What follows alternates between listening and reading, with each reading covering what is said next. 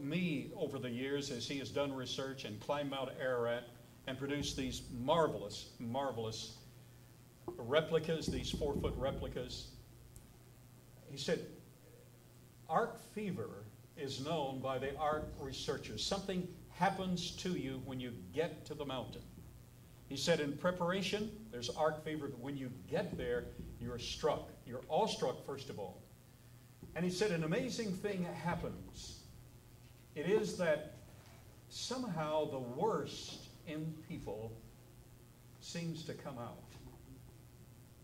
He said, down deep, almost everybody wants to be the person credited with discovering the ark. And he said, I've seen preachers, lifelong friends, who had saved and had acquired finally the funds to get to Ararat. And they had an idea about where they thought the ark was. And as they started to climb, he said, I've personally seen preachers, lifelong friends, get in a fist fight over who would get to touch it first. ARK fever just consumes you. So I'd like to, as the host of ARK A THON 2, defuse that proposition, that temptation. I want to make a statement of record. The Ark of Noah, in my opinion, my humble opinion, will not be discovered.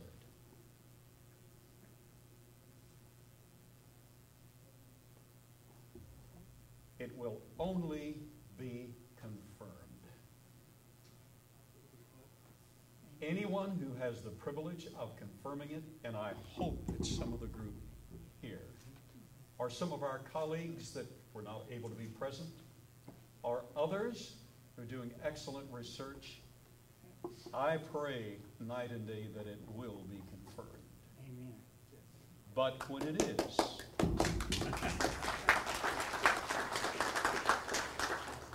it is, it will not be discovered because it's already been discovered.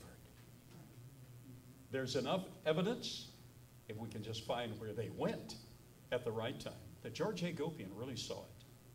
There's enough evidence that Ed Davis really saw it. But Ed Davis saw it because Abbas had been the custodian for decades. And his father and grandfather had been custodians of the ark. And while they're on different political and religious positions than we, they know and they knew it was there and knew precisely where to take them. The ark, ladies and gentlemen, in my humble opinion, will not be discovered. It can only be confirmed. And I hope that to some degree takes the greed and the pride and the arrogance out of good people. Because every last one of us has a streak of wickedness that requires the grace of God to overcome. Are you with me? Yes.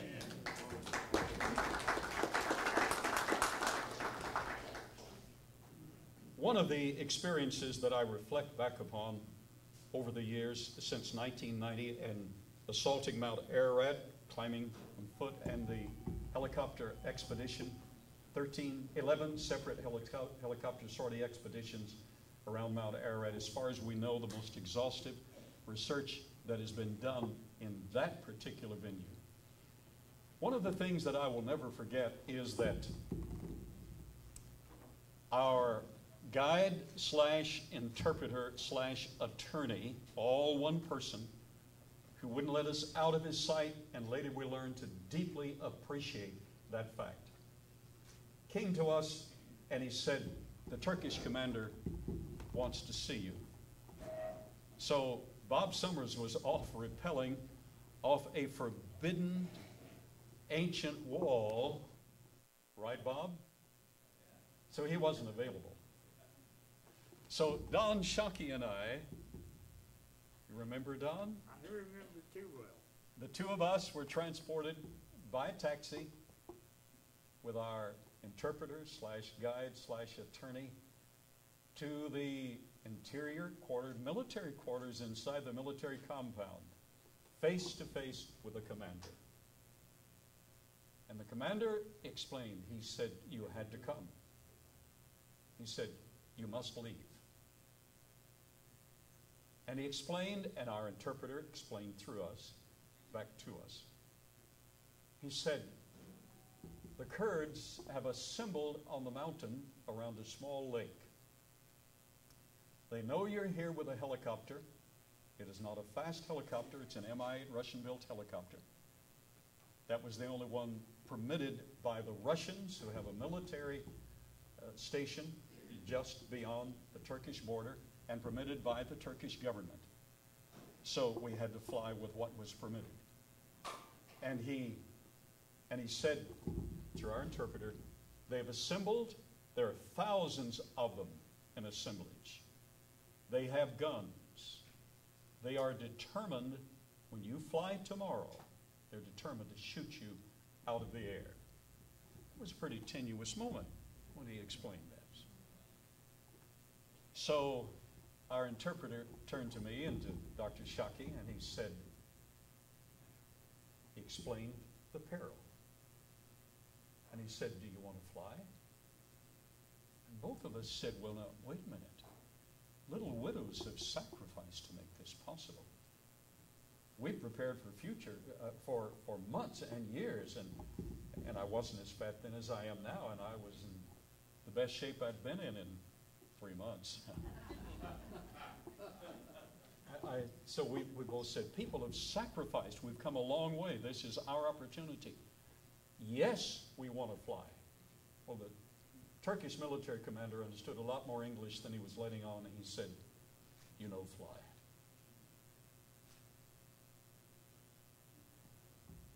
Our attorney said, my brother and I, in Turkish, my brother and I own the only petrol company in eastern Turkey. As of this moment, you are 3 months behind with your payments. All your military vehicles run on our petrol. You're 3 months behind on your payments. As of this moment, no more petrol. The commander said, you fly.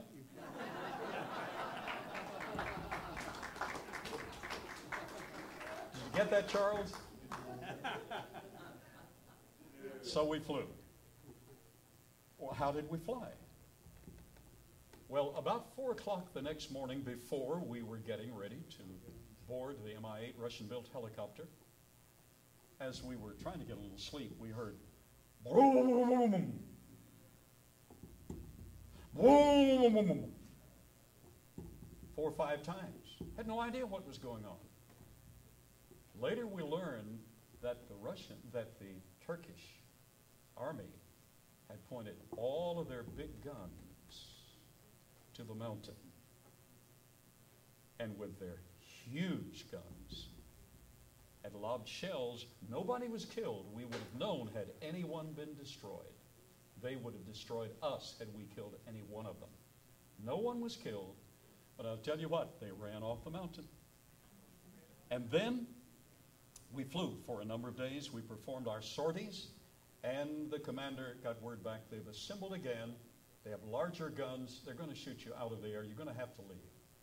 So we said, all right, we'll do that. He said, now, you're going to have to make it absolutely obvious that you are leaving. So Yuri, our pilot, who had flown Brezhnev and Gorbachev, he was their personal helicopter, a military helicopter pilot, flew our expedition. So he knew exactly what to do. He just didn't know that I get motion sick real easy. And so, we all boarded. We got on that big Mi-8 Russian-built helicopter, and Yuri flew all over Dogobayazit. I mean, dipsy-doodle, all over the place. I had no idea where I was until I got back home. That is an experience I'll never forget. Briefly, I want to bring you up to date, try to close this dissertation. Let me ask, have you learned anything today? Yes. Have you felt some of the pain of these expeditioners and the peril? They are to be admired and appreciated. And incidentally, gentlemen, it's already a part of our record at least. If you just happen to be the one who finds a piece of wood and bring it out and confirms, this is Noah's Ark, it is not a discovery. It is a confirmation. And all God's people said, Amen. Amen. Good, good. At least for our group, that settles it. Now, let's take a trip to Ararat. Everything's in view there. From one of the monasteries already mentioned earlier, you can see this majestic site. That's the Ahura Gorge. The Ahura Gorge erupted, or this volcano, it is a volcano. You try to sleep on the mountain, and it's at night in particular when it trembles. And you say, this is it, what am I doing here? But you get through that night, and the next night it trembles again, basically at night. And it's an awesome and rather terrifying experience. In 1840, 1/6 of the mountain blew out. It was not a small volcanic eruption. It blew boulders 20 miles away as large as Volkswagen buses. Dr. Shockey and I personally leaned against some of those boulders. Did you experience the same? Did you see those? Dr. Morris, did you see some of those boulders 20 miles away? Any of you other gentlemen?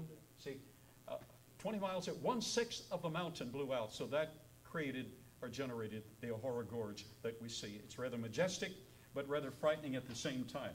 Some of the crevasses are 300, 500 feet deep. John Morris told me early when we got together, and I had no idea I'd ever get to be there. He said, you can take one step, you don't know what's under it, and you can fall 300, 500 feet, and that's it. This has been referred to throughout the day as being on Lesser Ararat, what some have concluded to be Noah's Ark, but it is not, as all of our panel has agreed. It's the Tenderik Darupanar site. It was from satellite observed, and we have some of the original pictures as of the kindness of Dr. Shockey today, some of the original photos, aerial photos. What is it? It is a Tamerlane fortress. Tamerlane was named by the British Tamerlane. His Persian counterparts called him Timur-Lenk. He conquered that entire area. He used a pattern to do so. He would build a small fort in an oval form. It had to be oriented in a particular direction because of his religious convictions, and it was a military / religious / social enterprise.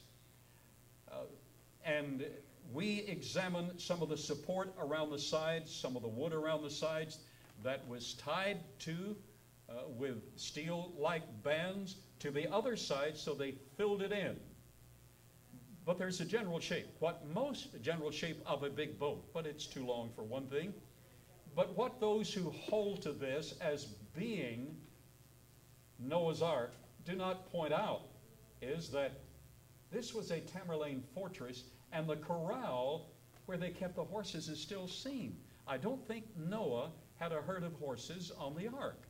You only needed about 7 pairs of horses to populate all we have. Plus, about 300 yards away is a smaller one just like it. That was for his harem. And I don't think Noah had a little dinghy boat that he pulled along the way. That is not Noah's Ark. But Dr. Judkins did a very good job of diffusing that. Now, those are the 3 musketeers. That was, not a one of us looks like that today. My hair's the wrong color. This is the advanced expeditionary team. We negotiated something that I will talk to you about in just a moment as briefly as I can.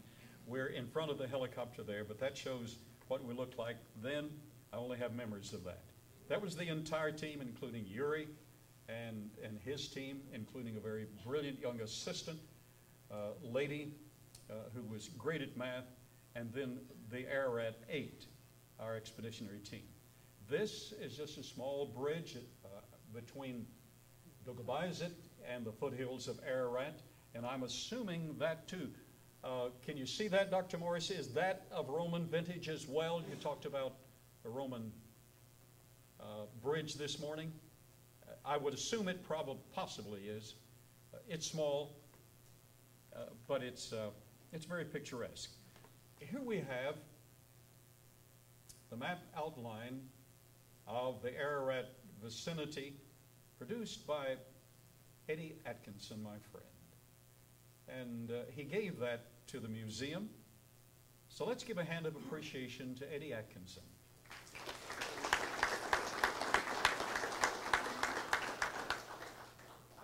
After his funeral service about 6 weeks ago, he was a dear personal friend and one of our finest academic colleagues. I thanked his wife for letting him give us one of his treasures. She said, "Oh, I just wanted out of the house anyhow." You know, it works like that. But he wanted us to know more about the mountain. And this is a closer view of the Twin Peaks at the top that have been referred to. This is the site that we flew, the area that is the, we think, Hagopian Shaki site, very, with some conviction. This is a photograph of Yuri that I took. He's piloting the plane from that front seat. This is our site. There's a bridge. That's Don Shaki, who got us all involved in this, and we're so appreciative of his involvement and the things. Today he put on permanent display at the museum the personal binoculars used by the prince, the king, the leader of the American research, the late Errol Cummings. Let's give him another hand of appreciation for that kind of kindness. Now, you may think, well, that's just a land bridge. You see a lot of things on Ararat. But I went into NASA Classified at the invitation because a couple of their scientists were vitally interested and wanted to go with us independently. NASA is not interested at all in Noah's Ark. But a couple of their scientists wanted to go, so they took me into classified, and what had just been declassified but was not known, and I walked up those areas over which we flew, was able to see what was actually there, and to the credit of George Hagopian, who describes the steps, the NASA photographs actually show those steps. They showed the planking on the deck. We knew the direction. That's the reason we knew the direction in which to place the planks here on the deck of our replica. Also, the window system, an entire window system. Some of the openings were very clear. We see the inferences in our photos, but NASA photos were much clearer. This is the debris field, 800 feet below, according to the information. As we flew it the first time, I yelled to Yuri, but he couldn't hear me because the prop, and besides, if you can imagine this, the door of that big Mi-8 Russian-built helicopter was open. And our documentarian had our cameras, and he was dressed like an Eskimo. You had to be. It's cold up there. He was strapped to the outside of that big Russian-built helicopter.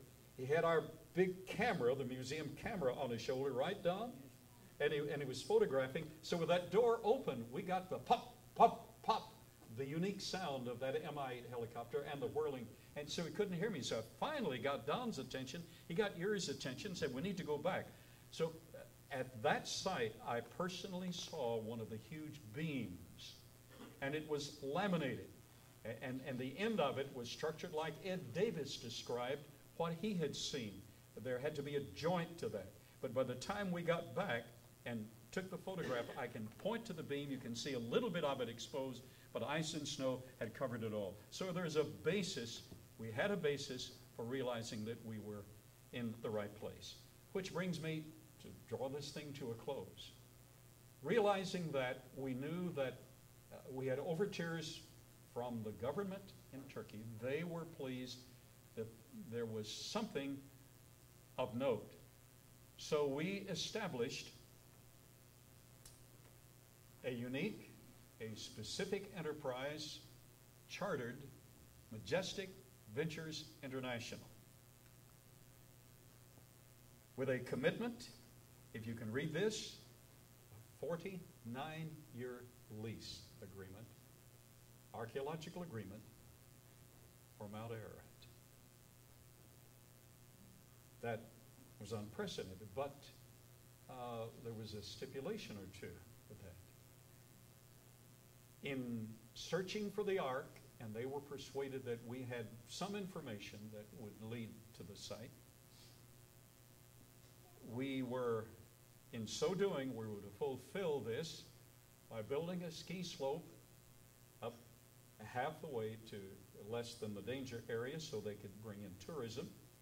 We were to, on the right is a drawing of Ishak Pasha, Ishak Isaac Pasha, the palace of Isaac, who was the king of that area. And as Dr. Morris described this morning, even in ruins, his palace is absolutely beautiful. And he's buried deep. I believe that's correct, is it not? He's buried deep in the environs of that palace. We were to restore that at our expense. We were to build hospitals at the base of Ararat. We were to build a museum at the base of Ararat. We were to establish some high volume lights to at least try to keep a thaw in the area. And at the museum viewing area with telescopes, visitors could come from all over the world and could look up and see components of the Ark even without climbing. That was all a part of the lease. At the same time, we were to recognize, as this shows at the top, that Turkey was the cradle of civilization. And it is. It's not where it started, but that's where our generation got off the boat. Well, what stopped all of that? Well, it hasn't stopped. It's actually now chartered as Ararat. It is literally chartered. It is Ararat Majestic Ventures. And even though the three of us are getting older, we're not too old to ride a helicopter again, are we?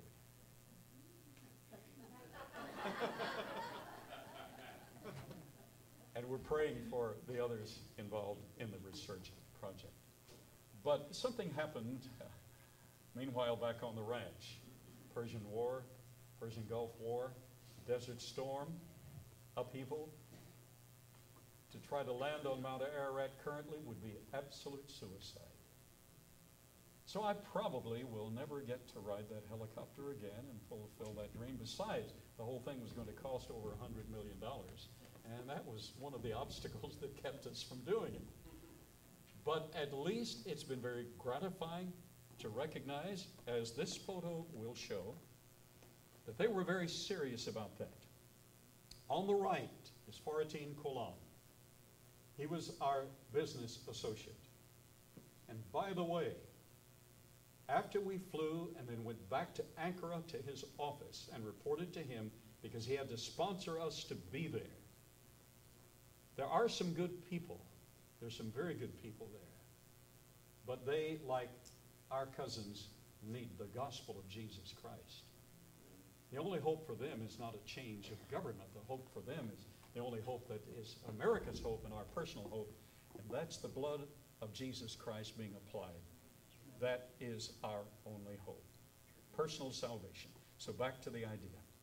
Faratin Kolan, after we described to him what we saw, and then I described the beam and what we'd seen there, and that we had examined our photos, and part of that, if that's wood, it had curvature.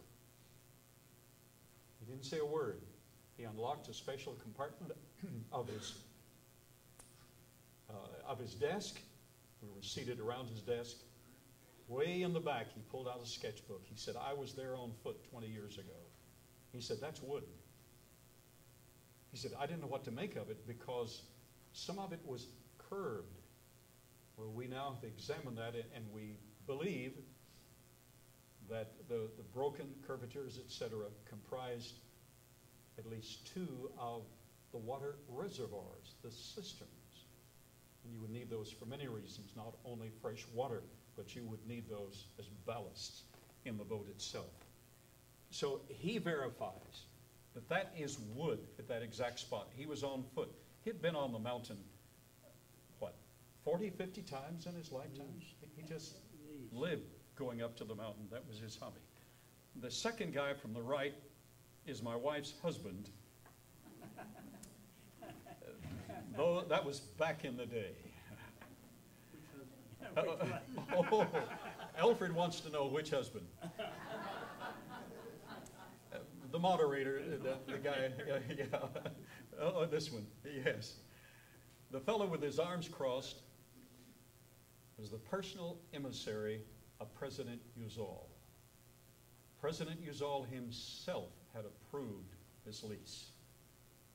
And his emissary would work with us, go back to him, come back and work with us. Agreements were made. There was one little misunderstanding.